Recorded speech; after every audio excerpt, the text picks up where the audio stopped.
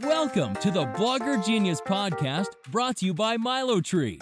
Here's your host, Jillian Leslie. Hello, my friends. Welcome back to the Blogger Genius Podcast, and happy holidays. We are rounding out the end of 2023, and I wanted to share a little bit of what I'm seeing coming down the pike.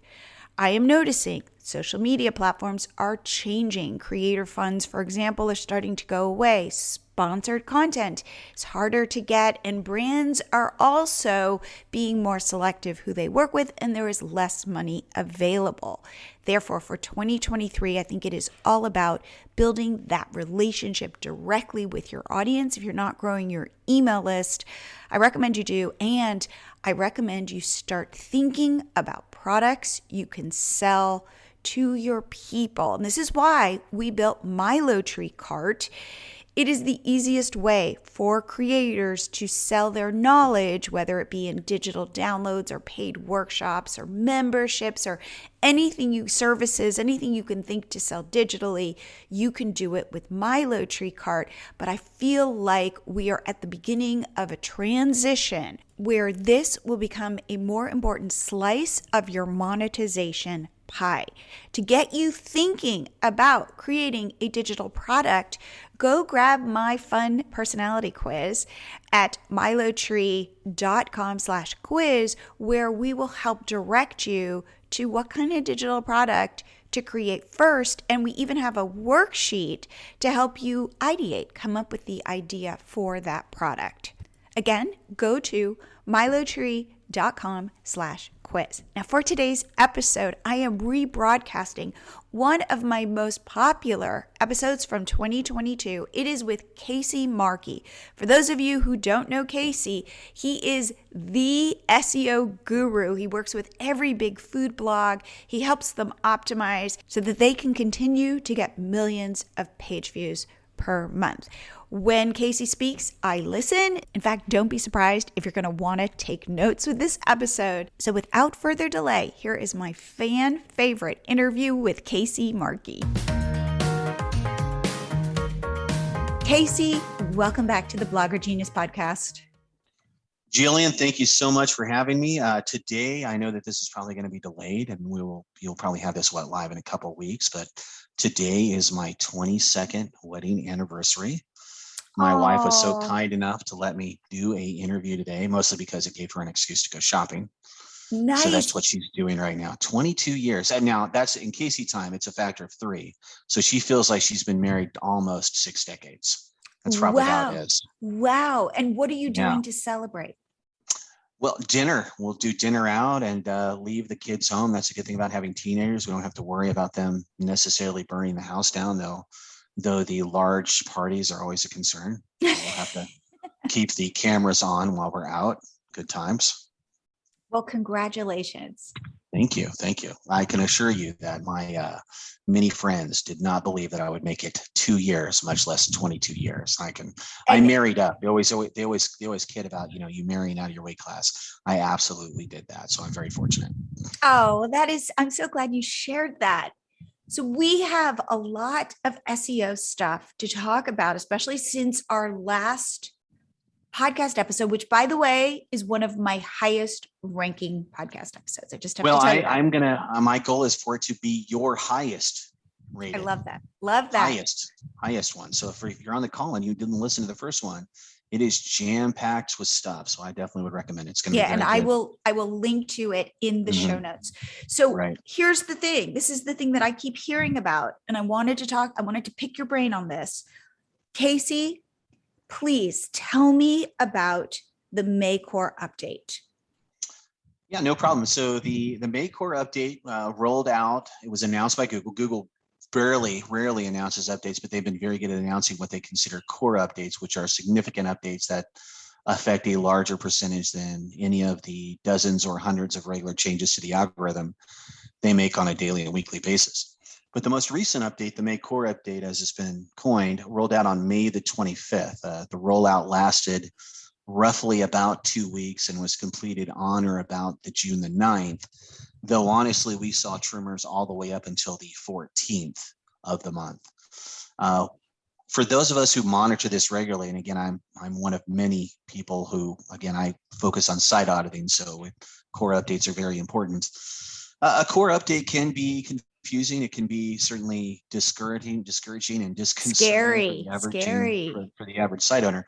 But for the vast majority of people, they never notice. There's nothing that really happens. I have numerous people who say, "Oh my God, was I affected by the core update?" And we'll go in, and there's literally no issues at all on the site, or maybe the fact that they had a weekend drop in traffic, but that's seasonally related. It's not related to the core update at all. But core updates, yeah, can be scary. And basically, how these work is that, a core update is basically Google making dramatic broad changes to their algorithms and systems. Sometimes these are designed to ensure that they're delivering the most relevant and authoritative content to searchers. Sometimes they're designed to address a problem that they've detected in their algorithms. Maybe they're noticing that, generally that maybe when we have core updates in the past that have affected specific niches, like the payday loan issue, or we've had sites that were affiliate in nature that were taken down a peg as a whole. But core updates are there to address systemic issues that are supposed to increase the ability of Google to return the highest quality, relevant, and authoritative rankings based on query matching. So is there anything you can do if there is a core update and you've been impacted? Like, will you know why? Or if you are following best practices, should you be able to ride through it? And that's a good point. I mean, if you've been doing things as you should be doing them, in other words, you've been publishing high quality content, you've been making your site as fast and as user friendly as possible, you haven't been participating in link schemes, you haven't been buying links, you haven't been using AI software to write your content, maybe you haven't. Wait. I have to freeze you there. Mm-hmm. Can we talk about this? This is this whole new exploding thing. I feel like it just kind of exploded on the scene within the last, say, 6 months.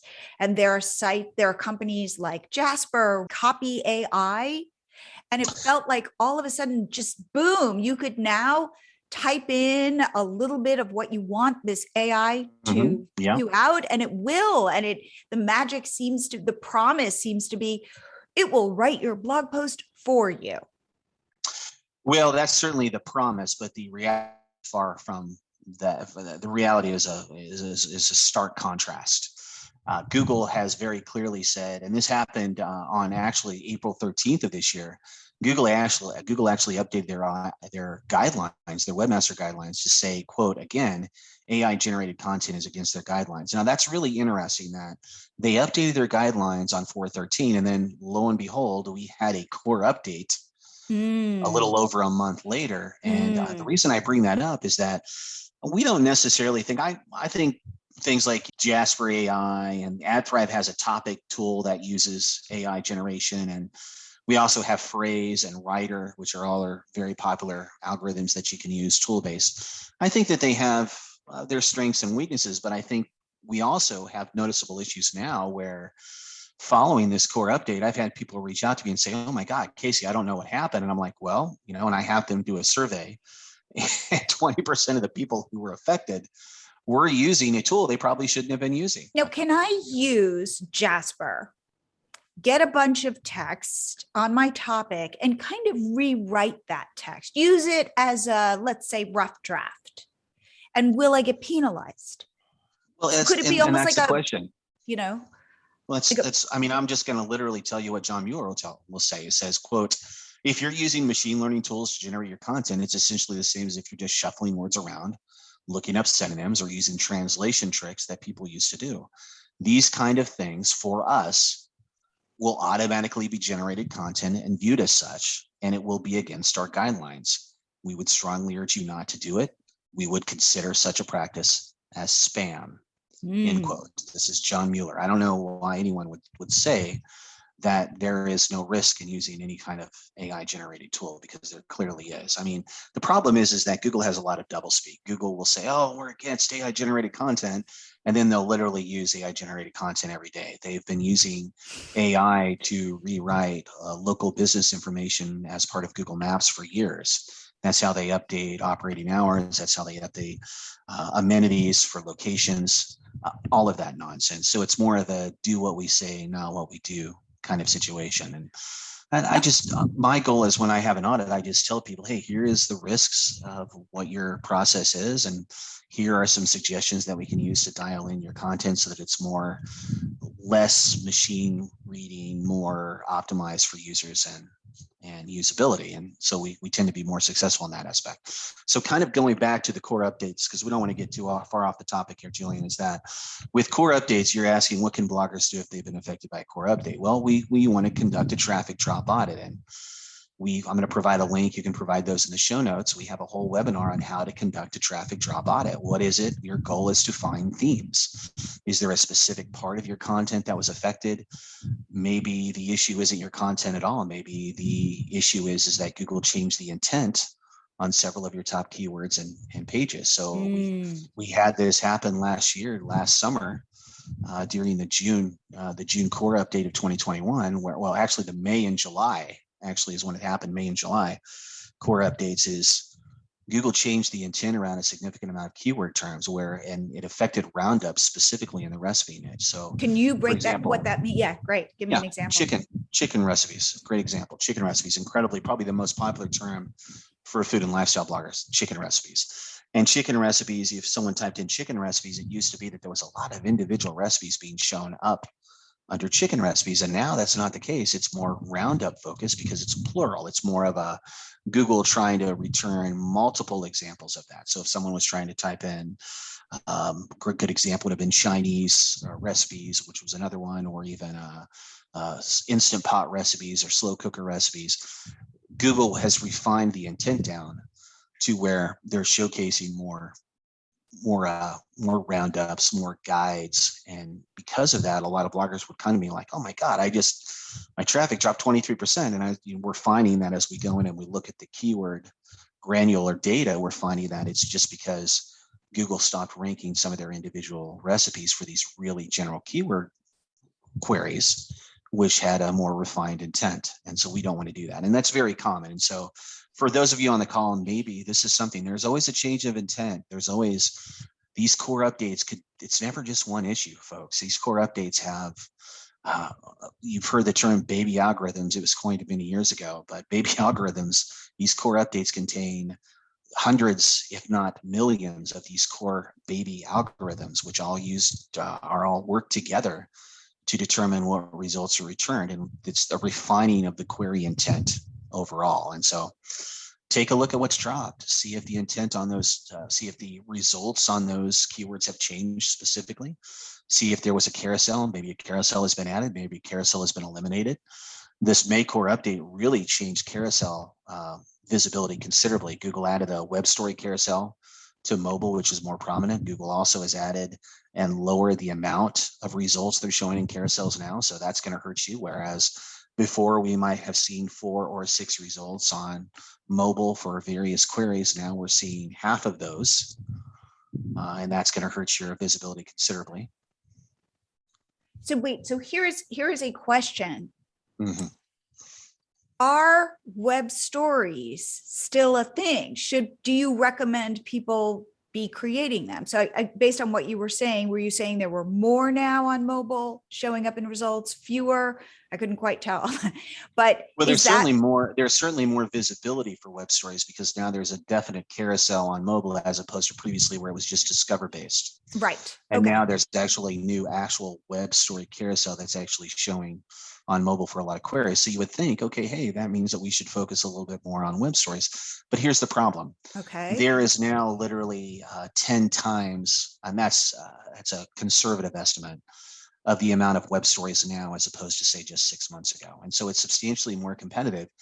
In my experience, for most people using web stories, they're lucky to get 10 to 12% of their web stories even showing up or even having discernible traffic. They're publishing 50 web stories to get maybe 5 or 6 that generate traffic. And the problem with web stories is that they're not great experiences. No, they don't monetize well. And we certainly, you certainly would not want to link to them prominently on your site. Why would I want to drive traffic from a $30 RPM post to a web story that might make me $3 specifically. And that's being generous with the RPM on web stories. They're horrible. It's really terrible. It'd be like betting on me to run a marathon. It's very low odds that I'm going to finish in under a day. So when you are working with a food blogger, are you saying, and again, one of our biggest constraints, of course, is time. Yeah. Are you saying just right now, don't do it? Because I remember it being the newest thing, and I did podcast episodes about creating web stories, and it was this secret way. For a while. Yeah. And you're saying, you know what? Spend your time creating high quality content. Absolutely. I mean, it's a completely different environment for web stories now as opposed to a year ago. A year ago, you had a lot more success getting web stories. The bigger bloggers who are still doing web stories are not doing them themselves. They're hiring that out to someone else to do them for them. And hopefully they can generate enough traffic bottom line to make the expense worthwhile. But I'm going to tell you, the cottage industry that has popped up where, you're paying $300, $400, or $500 for like 5 or 6 web stories, to me, complete waste of time. Because think about how much traffic you have to pull from those web stories to get back the RPM to make that back. It's relatively, it's not a great proposition for most people. So yeah, I mean, if you're starting out and your goal is to try to qualify for Mediavine and you have the time, sure, invest in some web stories. It's just another avenue for you. I have clients who've been able to monetize for Mediavine in 90 to 120 days, and they've done it through web stories. But then it's a big rude awakening when they log on and Mediavine tells them, oh, by the way, this is really going to destroy your RPM, and really kind of want to focus, maybe we kind of transition away from web stories and focus on another content vehicle that's going to be a little bit more attractive for you long term.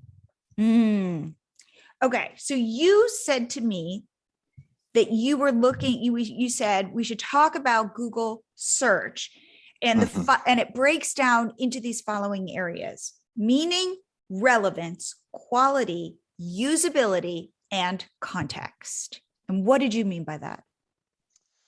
Well, exactly. Google has a very detailed resource on how search works, and they try to break it down as well as they can. And these 5 areas, these are 5 key factors that help determine which Google results are returned for which query on the site. So if we break them down one at a time, let's start with the meaning. And so when we're talking about meaning, we're talking about meaning of the query. So to return relevant results, we have to, of course, establish what we're looking for. And that's why Google builds language models that they use repeatedly to determine how these results are going to look before we see them at the front end.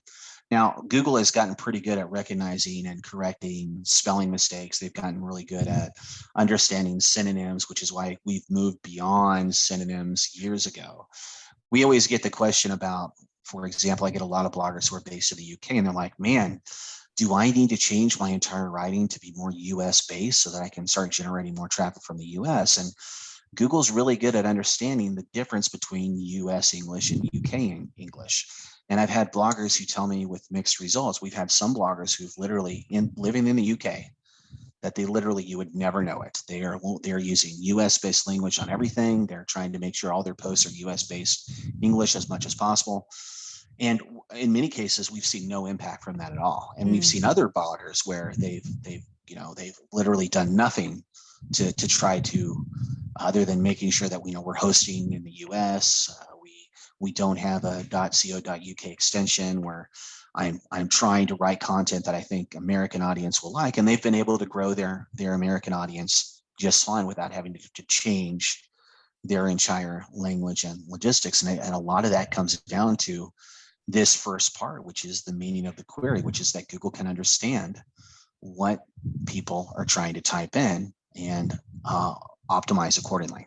So that's the first part of it, meaning.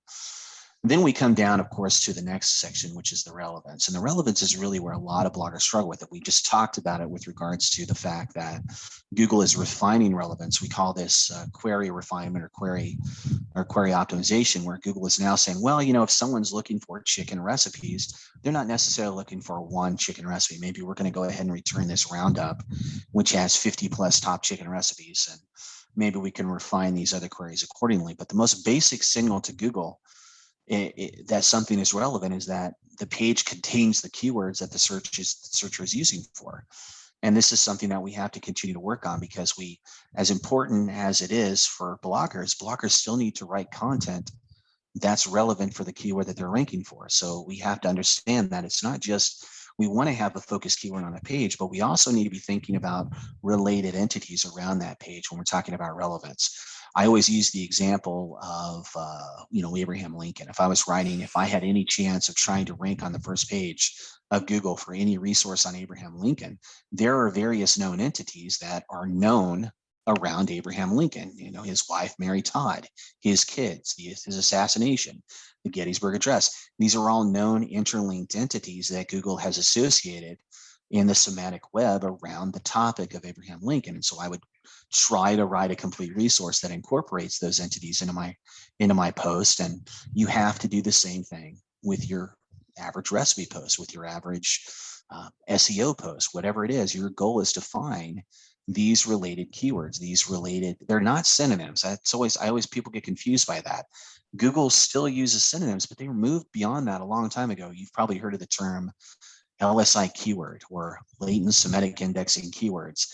It's a lot of nonsense that you hear people talk about all the time. Google hasn't used LSI keywords in literally decades, would be the guess. There really is no such thing as LSI keywords. What those are is what we're talking about really is related keywords. What we're talking about is Semitic keywords. What we're talking about are things that are related to the topic at hand, like our Abraham Lincoln example. And that's what we're optimizing. I want to take a short break to say that there is a formula for creating blog posts that rank, and I actually put together a checklist to help you. This just goes through everything you need to include in your post so that Google loves it. You can grab this for free at milotree.com/blog post checklist. I definitely think you should do this before 2023 so that you can explode your traffic. Again, milotree.com/blog post checklist. And now back to the show. I have a question. Mm-hmm. My dream is to rank for Abraham Lincoln on the first page. I have two strategies.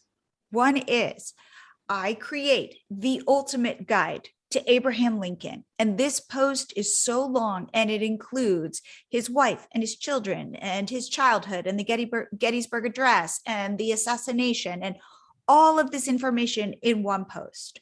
Or do I create a kind of main post where, let's say, I touch on all of these topics, but then I go into detail about his marriage or his childhood, and I am going to link all of these supporting posts around my, let's say, cornerstone post. Yeah, I hate that word. Okay. So let's talk about that. Which strategy? Cornerstone. So understand that cornerstone content is just a fantastic marketing method. There's no such thing. Cornerstone content is just you saying, hey, this is an important piece of content.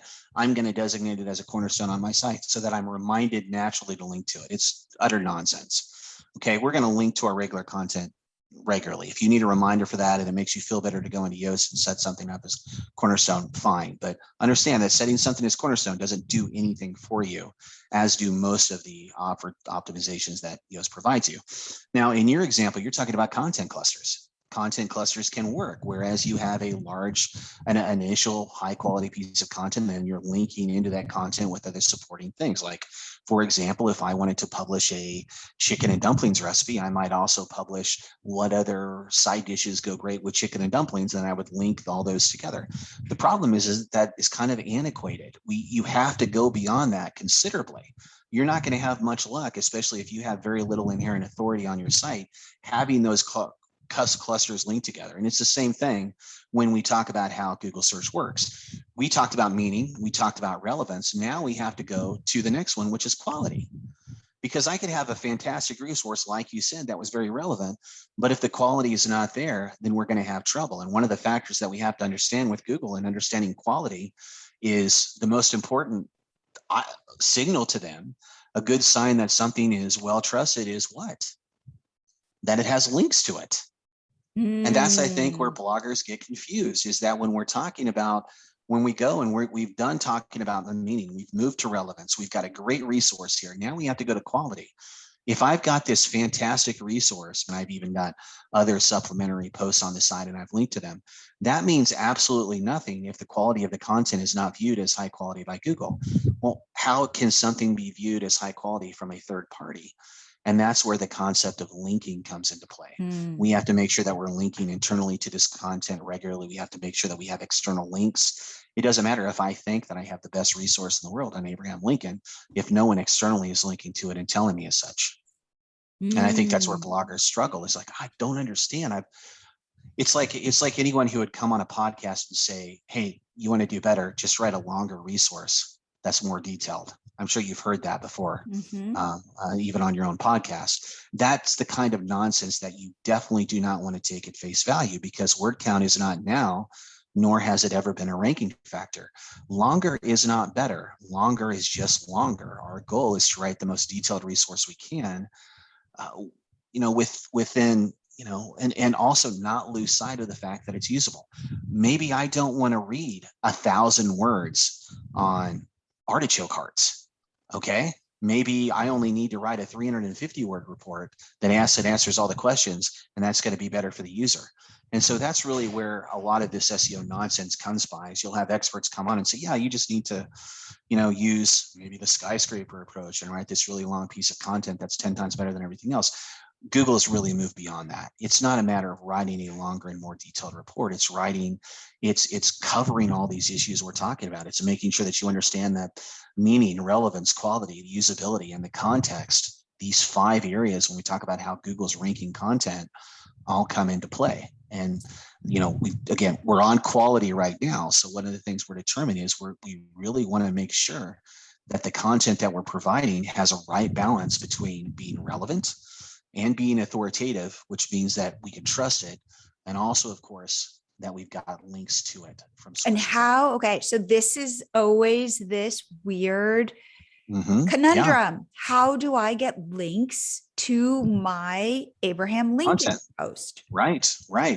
And that's where the rub is. You can do many things. You can go in and literally start stalking every Abraham Lincoln forum on the internet and dropping your links and getting people who are considered experts or have some topical basis background in Abraham Lincoln to consider your resource and link to that. Or you could literally hire other people to do this for you. The scary thing is that— What do you mean hire other people? Link building. Outreach. Hire link builders, outreach for your link building. And here's the thing to understand. Paid links to Google they're against it. Honestly, Google is against all link building. Google basically believes in a vacuum, if content is really great, people are going to link to it, which is just extremely an infantile approach, because that's not how the world works. If you want to rank for something, you have to go out and get links to it. How do you get links to it? Well, you can push for those links. You can pull those links by means of push and pull marketing. You can hire someone who's going to market that content for you. You can hire a PR agent to do nothing but pitch you and your content. You can hire a firm who's hopefully going to go out and build some links for you. This happens, and it'd be silly and naive for anyone on the call to think that it's not happening to both the average blogger and the largest known brands in your niche. It's happening, and it's happening every day. That's how link building works. People go out and they get links. If they can find a paid link that's relevant and on target, they're absolutely going to get that link. Is it against guidelines? Absolutely. Does Google know? Does Google crack down on that? Will they know if you're somehow paying for a link? I think the simplest way to say that is if Google can know something, you should just assume they do. And you should just determine whether or not that risk is worthy of the effort that you're putting in. I think that when I have my audits with clients, I have a very detailed section on link building in my audit follow-up. And it has kind of the regular normal stuff about, hey, here, sign up for Haro and see if we have any on-point press mentions, or if there's a reporter out there looking for something that might match with you, we can respond to that. Or, oh, by the way, here is a list of the top link sharing groups in your niche, and these people are looking to share your content with their audience, depending upon if the content is on point. And oh, by the way, here's some roundup groups. These are bloggers who are actively putting together roundups that are based around seasonal or holiday specific content, and your goal is to be Jenny on the spot and drop your links in accordingly. Or, oh, by the way, here's a list of podcasts and interview requests that people are looking to interview. go ahead and come up with a 90-second elevator pitch and pitch yourself to these people on this list. Now, what if I have out there? What if my best friend is also a food blogger and we go, hey, I'll link to you and you link to me? Totally fine. Now, totally fine. Is it true though that you don't want that reciprocal link, or that's fine? No. See, that's a myth. Reciprocal links are not bad. Reciprocal links at scale are bad. So if I go out and I have 1,000 people and they're all trading links with each other, that provides a pattern which Google can easily suss out algorithmically. And that's something that we don't want to do. But if you have a couple friends and you're linking back forth to each other when it makes sense to your users, great. Where bloggers get into trouble is they're doing this over and over and over again. So that if I run a link graph on a site and I see that there's 100 links and they're all linking back and forth to each other, and I can see that myself by running a simple piece of software, what do you think Google sees when they run that and they see it algorithmically? Most likely they're just ignoring all those links at scale, and you're not getting much benefit from those. Would you get penalized? Google doesn't really penalize much anymore for that kind of stuff. They've made it automatic, and they've said this repeatedly. Both John Mueller has said this repeatedly. This has been said at many of the past conferences over the last several years. Google's automated a lot of this stuff so that they don't need to worry about penalizing it. If they see a pattern, then they can just go ahead and ignore those links. And that's the thing, is that over the last 10, 15 years, Google's probably, and I'm just going to use the term disavow because it's something that a lot of people understand. Google's disavowed or taking away the ability of a link to pass authority, probably from a good 20 to 30% of the entire web, because those links just don't have the value that they used to have. The links are expired, they're low quality, they're spam related. Google just ignores them. And it's hilarious because when Google talks about link building, they're very clear about one thing. Even Google doesn't know which links provide value in their algorithms. They're very clear about that. No one knows. That's why whenever you see a tool that says, oh my God, I'm running a toxicity analysis on my links, it's a complete and utter crapshoot. It's not something you should ever worry about. If Google doesn't know what a toxic links looks like and which links are passing value, how do you expect a tool to be able to show that? And it doesn't. So for those of you on the call who have lost sleep over having, oh my God, I have a Moz spam score, or SEMrush keeps emailing me about these toxic links, go outside, sit on your porch and yell at the top of your lungs, I hate toxic links, because literally that's going to have the same effect on your backlink profile as you worrying or doing any of these silly recommendations from SEMrush or Moz. That's just not how search works. But yet Google is, of course, this is a huge input or indicator that you've got links. So Google's just saying, we don't exactly know why this is which links are important. Well, Google has always said that they have the ability at their end to understand if a link is relevant or not, but they can never tell you exactly what the breakdown of that link is. Got it. Or what those links are. And I think they play that stuff very close to their chest. But I think where Google will tell you this all the time. John Mueller was just on Twitter just a couple months ago saying that there's no such thing as a toxic link. There's no such thing as a spam score. And sometimes it's very tongue in cheek when he says that stuff, but mostly there is a hint of truth to it. It's just that you should not be worrying about things like domain authority, which are just made up metrics that Google doesn't use. There's a way for you to classify yourself against other sites, but it's not something you should lose sleep over. Your goal is to provide the best content you can. Your goal is to attract links naturally. Your goal is to go out and find related sites and audiences that will send you traffic. The most valuable link, and any builder will tell you this, the most valuable link out there is a link that sends you traffic. End of story. That's what your goal should be. Any link that you're finding out there, whether it's follow, no follow, or whatever, if it's sending you traffic, it's a good link. And that's one of the simplest ways to understand when you're approaching link building. We've talked about meaning, relevance, quality, usability, and context. Have we touched on usability and context? Well, and usability is a big one. So when Google is talking about usability, the goal of Google is to make sure that all content is accessible by everyone out there. And accessibility is a big point of there. Now, we get this question a lot. Is accessibility a ranking factor? Well, yes and no, because part of accessibility is making sure that we use things like alt text, making sure that we actually make sure that our images say what they are. If someone's blind and they're sitting next to me and I'm showing them a picture in the front, and it's a slice of banana cream pie on a gray plate with some yellow bunting in the background, that's descriptive. I want to do that because it allows someone who cannot see the photo to understand what they're actually not seeing to begin with. That kind of accessibility is very important, and that could be a ranking factor. All text is a ranking factor, as is things like captions and imageability, image size, things like that. We want to optimize for accessibility when we can. Things like color contrast errors can lead to nuisance lawsuits. We've got numerous people still running around the United States suing sites if their color contrast ratio is off, because that's discriminatory to those with visual disabilities. So we have to worry about this stuff in an aspect, but it's not really going to move the needle a ton on the bottom line search engine rankings for the average site. It's just something that we do because it's good to be a good neighbor. It's good to make our content accessible to everyone. So in Google's case, when they're talking about usability, it really comes down to their page experience aspects, which is the page experience algorithm that they've launched. It's been about 1.5 years now. And they want to make sure that all the content is mobile friendly. They want to make sure that the content loads fast over the typical 3G and 4G connections. They want to make sure that when you're running ads, that we want the content to pop in first and then the ads to pop in second. So those of you on the call, if you're with Mediavine, congratulations. They understand that. They've lazy loaded their ads for years. For those of you who are on AdThrive, understand that this is a drawback, and it's something we continually to fight AdThrive about. AdThrive likes to load their ads first and then the content.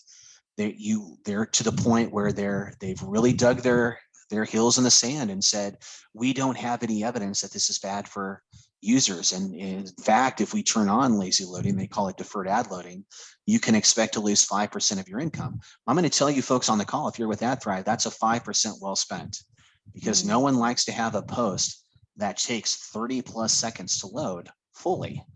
Okay, if I'm on a site and I'm on an AdThrive site, I'm navigating, I can tell immediately on my mobile device who has deferred ad loading on and who doesn't, because the ads pop in first, then the content. So our goal is to always have the content pop in first, then the ads. So please turn on deferred ad loading. Please nag your AdThrive rep and make sure that that's on. It's the sanity you save will be your own. And you'll I'm literally I'm saying, reach out to our AdThrive person as I talk to you.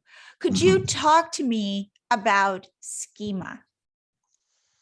So yeah, schema is just a way for Google to understand the concept of a page. A schema is a way for Google to crawl a page and kind of understand contextually what's involved. We can make entity associations, like I can know that an author of a page is here because I have author schema on the page telling me this is who wrote it.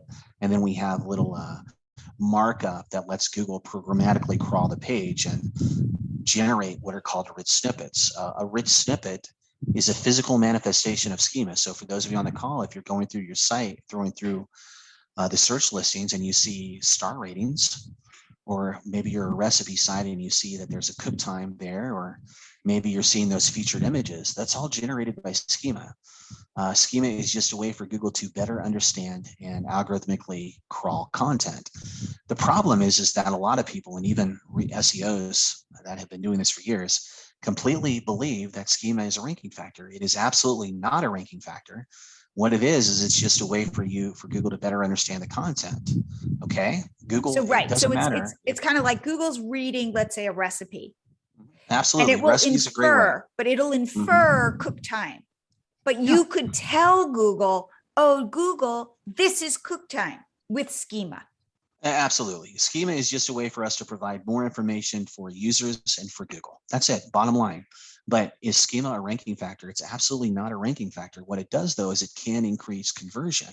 So if I have one site with the recipe for meatloaf and they're not using schema, it's going to be a very ugly looking listing. There might not even be a photo. There might not be any information on the listing in the search results showing things like cook time, prep time. There may not be any ratings. There may not be any stars. There may not be a calorie count. And then I have recipe number 2, which is using a full schema prep plugin, whether that's WP Recipe Maker or Tasty or Create or one of the many other recipe plugins out there, that is fully exporting out the accepted recipe schema that Google supports. That's going to populate that data on the front end, and it's going to make a visual difference to the user on how they're going to interact with that content. I now see a nice thumbnail showing the finished dish. I now see a calorie count. I now see some cook time info. I now see maybe there's hyperlinks down there. Maybe they put jump links in there. Maybe they have emojis. You can do all this stuff. You can add all of these ways to enhance. We call these search enhancements. Now, Google has been really good lately about actually generating search enhancements without schema completely, which is really interesting because that's how they've progressed. But for anyone who would tell you that schema is a ranking factor, they fail to understand how schema works. But if I schema have can increase conversion, right? But it's not a ranking factor. But if I have 2 meatloaf recipes and one is marked up with all of this information that Google then, like the stars and stuff like that, and then I have one that isn't, is Google more apt though to show the one on page 1 with the stars and the cook time and all of that? Nope, because that's not how Google works. Now in your question, algorithmically, it doesn't matter whether or not I have schema. I'll still have two recipes on the front page of Google, but the schema allows me to qualify for carousels, and that's the difference. Okay. So if you want to get into carousels, then we want to use schema. But again, not a ranking factor. Okay. A ranking factor means that if I don't do this, I'm not going to rank as high. Right. That's not how it works. Schema is allowing us to enhance the content to make it more semantically attractive to Google. So Google will show it in a different place. And also to make it more attractive visually to users so we could possibly have them interact with the content. But that, from a bottom line standpoint, though, schema is just an enhancement, nothing more. Got it. Could we talk about duplicate content? We kind of touched on it when it came to things like the AIs. In fact, I saw talking about how, Google does not like these AIs writing your content. I saw a image of a piece of content written by an AI, and it was in blocks where you could see that the AI pulled like the first paragraph from some blog, pulled the second paragraph from another blog, but like it's kind of like mixing and matching content it is finding on the internet to create, because it's not like an AI has its own brain and is actually writing content. It is pulling content from different sources. Well, yes and no. That's actually Jasper, Phrase, and Write actually can write their own content. Okay. They're just pulling, it's just that they use various, and let's kind of I don't want to get too detail on this, but basically there's basically 2 main algorithms out there that a lot of these tools are based upon. The first one is called GPT-3, which is a generative pre-trained transformer 3. And it's a language prediction model that uses deep learning to create human-like texts. It can absolutely write entire conversations. It's the first and so far the only artificial intelligence to pass the Turing test. That is being used in a lot of these tools. So you absolutely can use that to generate long lists of content and text. I'm going to tell you, it's scary. We better enjoy our machine overlords because they're very close, long story short. We also have the second main kind of algorithm there. It's called NLP, which is just natural language progression. And those algorithms rely on machine learning to automatically learn rules by analyzing a set of examples. So in other words, we could have something like a large corpus or a collection of sentences, and then the algorithm can scan all of that and then make statistical inferences. And that's also put into various tools like Phrase and AdThrive's topic tool. And those all work together very similarly. And the goal of these tools is, of course, to generate this content. And I think Google has really understood. I think that's why they updated the guidelines back on 4.13 to say AI generated content is against their guidelines, because it is getting so good that they might have to look at it a little bit more closely, which is kind of interesting because John Mueller also said on Twitter a while back that AI content is just not there yet. So it's really interesting to see how that pans out. But yes, AI is something that we should be aware of. It is something that is widely being used right now, and it is certainly something that you have to be aware of. It's certainly something I would not rely on that much, but it is there. It's being used by many sites. In the previous days, it was basically just we would call it spun content.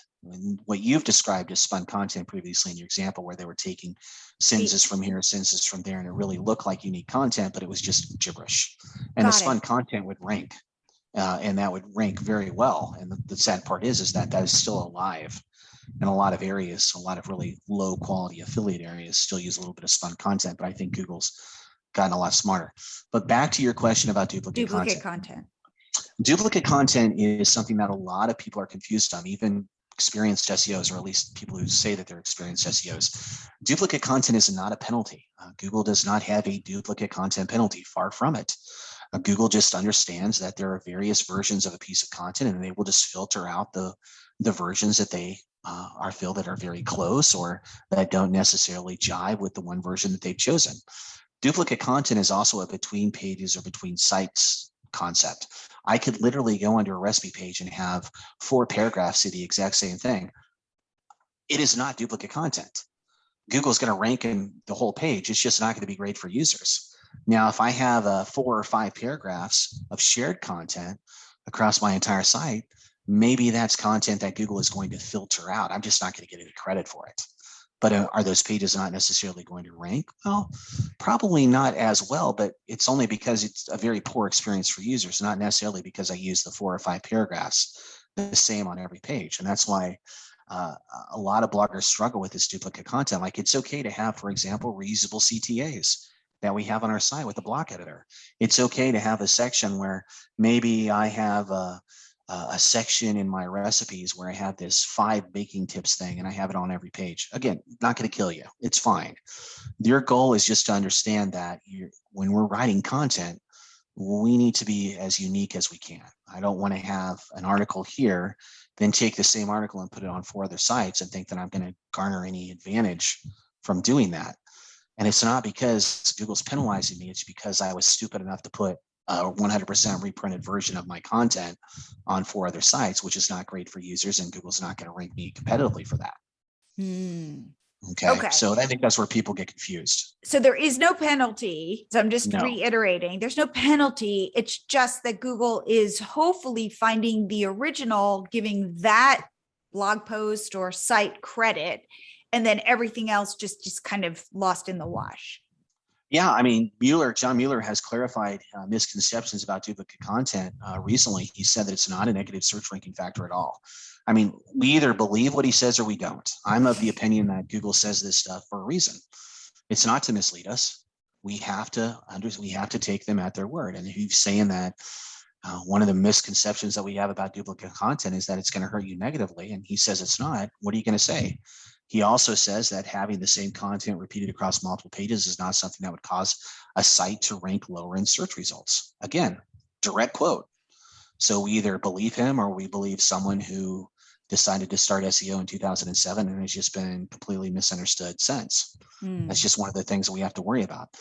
Mueller is also very clear that it's normal for sites to have a certain amount of duplicate content and that Google's algorithms are built to handle it at scale, which again makes total sense. Anytime, like I said earlier, if we can think it, we just assume that Google knows it already.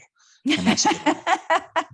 That's funny because I will say my husband, David, who's also, technologist, says the exact same thing because I ask him these questions and he'll be like, hey, don't think that Google can't see this or read this or understand this.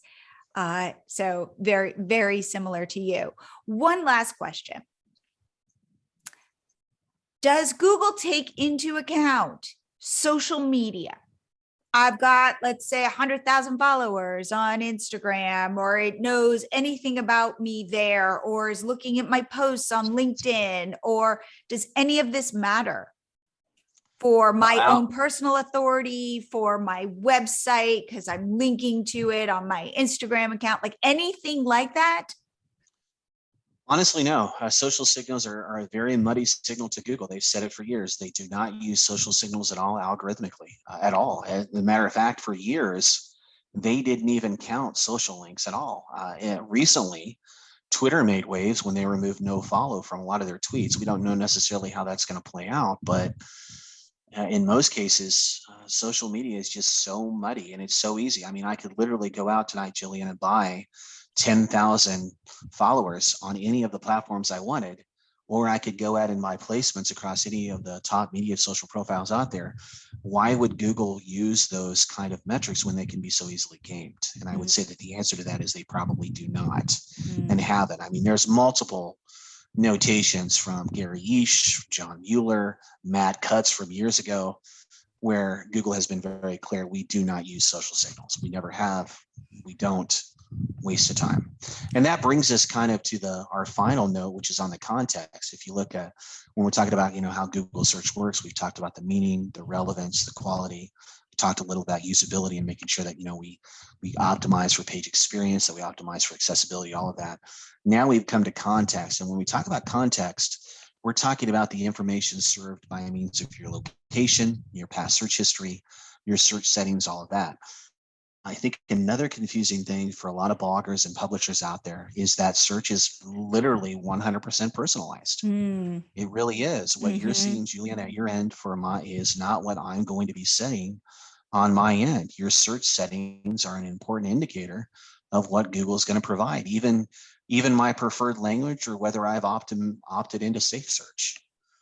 Do I have that turned on? I mean, I could type in Barcelona. For example, they use an example of Barcelona where you could type in Barcelona and even search Barcelona versus Arsenal for football or soccer. And it depends upon where you're located, what you're going to get. The systems, Google's really clear that their systems are designed to match interest. They're not designed to infer sensitive information like, your political affiliation, your race or religion, but it's designed to match based upon your search history. So honestly, if I'm, and again, I work a lot within the recipe niche. If I'm a recipe blogger and I tend to search for my own recipes quite a bit, hey, guess what I'm going to be served more? My own recipes. And that could be a little discerning for you when you're trying to do competitive research or things like that. Or maybe you're on your mobile device and you're not realizing that, you've set your search habits or how Google is dictating your personal discover feeds. It's how Google is dictating your daily briefing. It's how Google is dictating what results they're showing you on mobile, how these carousels are populated. We want to understand that a big part of understanding search is understanding context.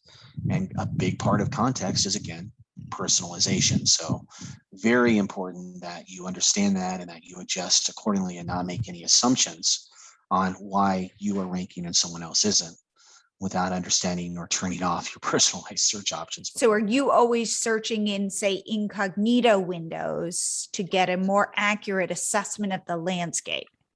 I actually even take it a step further than that. I have multiple IP addresses. So I have multiple IP addresses so that I can actually go around and see what's ranking depending upon the area. I can also use a VPN or a virtual private network to determine what is ranking and where, depending upon what I'm looking at, which has been very interesting when people are like, Casey, I'm seeing this here. Are you seeing that? And I'm like, yeah, I can see it on this Google web server here, but I can't see it on this Google web server over here on the East Coast. So something like that. And it's fine. I mean, the average person should not worry about that stuff, but you also have to understand that what you're seeing on the front end is not necessarily what your next door neighbor is seeing or what the majority of your existing audience to your blog is seeing specifically. Would you, just to close, I think that there has been this shift in my audience, which are similar to the people that you serve, which is, I feel like in the beginning, it was chasing social media algorithms and especially Pinterest for traffic and frustration that Instagram wasn't driving traffic. But as these social media platforms continue to change in not always intuitive ways or not always in ways that help creators, I feel like people have rediscovered or are discovering SEO because it feels more sane. Right. It's not necessarily a question of sanity. It's more of a question of consistency. Google users, site publishers are looking for more consistent avenues of traffic, and social is just not that anymore. I can't tell you how many bloggers have come to me after having their social traffic cut in half and trying to replace that with Google. And honestly, that should be their first focus anyway. Google should be your main source of traffic. If it's not 60 or 70%, there's a problem. So the great great things happen when bloggers come to me and they're like, oh my God, 70% of my traffic was from Pinterest. Usually we're able to make very quick, very big gains, but it involves us rewriting their content away from the Pinterest audience and more towards your regular non-social audience. And it's a big change where, we're not stuffing the pages with finished shots. We're not having lots of long pins beyond the page itself. We hide pins. We make our page more consistent, more user-friendly, more optimized for users. There's a very specific approach. And I've been very fortunate that we've been doing, over the last several years specifically, I've been doing tons of usertesting.com studies with thousands of people all over the United States, asking them specifically, what is it that you're looking for when you're trying to find a recipe post? And I'm going to tell you, folks, it's not a 10-page recipe post. It's not a 4-page card that prints out. It's not 7 photos of the finished dish. It's not an ad every 3 paragraphs. Okay, Those are the kind of things. What is it? What is it? What do people want? We'll have to schedule on to find that out. So you get on my schedule. I'll give you my secretary's information. You're good to go. But no, it's really writing for users. We write for user experience. Whenever you hear these things about, oh my God, I hate visiting recipe sites because they started with this huge preamble about how they grew up on a farm and that's where they got this recipe. If you're reading that blogger has never had an audit with me, because that's not what users are looking for. That's something that they've read. That's some advice they've gotten from their ad company. That's something that is just completely contrary to what exists and works in the recipe niche specifically, which I've been very fortunate to specialize in since 2015. But that has allowed me to see at scale what works and what does not work. And our goal is to optimize, focus on the technical and content issues of a site, make sure that the site is as semantically sound, make sure that the site loads fast, making sure that we've corrected things like internal redirects, that we've made sure that the schema is correct, that we've again implemented a template that they can use to start updating most of their older content, that they understand how to correctly conduct keyword research, that they understand what advice to take and what advice to ignore from their ad companies or from their providers, that they understand that pop-ups can be run, but they have to be run correctly, or that they understand, if you're going to use a provider, here are the vetted providers that tend to have a good reputation and will provide long-term stability with your mailing list and other supported template needs. All of that goes hand in hand. So we take a holistic approach, which is why I always kind of laugh when because there's a strong contingent of people out there, and a lot of them are associated with ad companies that say audits are a complete waste of time, which is just so funny because I can't tell you, I'm literally the most popular person in Ramona, California during Christmas because I have so many people yearly send me cookies and breads and bottles of alcohol because I've literally changed their life. They've bought second homes. They've paid off their college debt. They've retired. And they've done it because the audit has allowed them to quit a job that they hated, or to embrace a hobby and turn it into a business, or to finally take their business to the next level. And I take that extremely seriously. And I also write them thank you notes and publicly praise them on Facebook whenever they send me Huckleberry cookies or anything that has candy corn in it, which is very popular. So I've been very fortunate in that regard. Okay, Casey, if people have questions, want to book an audit with you, find out more about what you do, where should they go? Well, you just type in Casey Markee into Google. I have literally destroyed and eliminated all other Casey Markees in the world. They do not exist. I control the first 10 pages of Google. Casey Markee, last name Markee. My audit calendar opens up on Monday, August the 1st. And at that time, I will be booking for December 2022 and January and February 2023. So make a note of that. You can reach me online at my website, MediaWise. That's MEDIAWY as in yellow, SE.com. Just go to the contact me page. You can take a look at the information there, or just type in Casey Markee podcast. I have done, my goal is to continue to publish resources like this that are hopefully helpful to the majority of bloggers, kind of eliminate a lot of the incorrect, maybe some of the SEO myths, some of the other incorrect information that's out there. That's our goal here. And it's not because I necessarily know more than anyone else. It's just that I literally, this is all I do. Yeah, I 100% 24/7 SEO auditing. I spend minimum of 15 to 20 hours a week, just reading patent filings and just making sure that I'm networking with the people who are smarter than me. And there's lots of people more smarter than me. So it's really easy to do. And they tell me what's hot. They tell me what's not. They tell me where I should focus my energies. And my goal is to try to impart a little of that to you so that you can work smarter and not harder. Well, Casey, I always learn so much from you. So this is your second time on the podcast. I know there's going to be a third. So I just want to say thank you so much for coming back. Pleasure is entirely mine. We'll speak again very soon. Thanks for having me. I hope you guys like this episode. I love having Casey on the show because he cleans stuff up, like all of these rumors about duplicate content, spammy links, domain authority. I always feel like he tells me what I need to worry about and what I don't. I just want to leave you with this thought as we are heading into 2023. If you are ready to turn on a whole new passive income stream, check out MiloTree Card as a way to do it. It is built for non-techies, and I am watching creators who hate technology make thousands of dollars by hosting paid workshops, by selling ebooks, by setting up coaching. This is the direction of the future. So head to milotreecart.com. If you purchase now, we sell it as a lifetime deal, buy it once, never pay again for $349. I will throw in over $800 in bonuses. Plus, you get to come to the live workshop I'm hosting on January 10th, where I'm going to help everybody set up their first digital product and give you feedback. If this sounds interesting, head to milotreecart.com, and we offer a 30-day no questions asked, money back guarantee. So there is no risk. It is worth trying this because this is how you take your financial fate into your own hands. Reach out to me at Jillian@milotree.com with any questions you have. And I want to wish you a very happy holiday, and I will see you here again next week.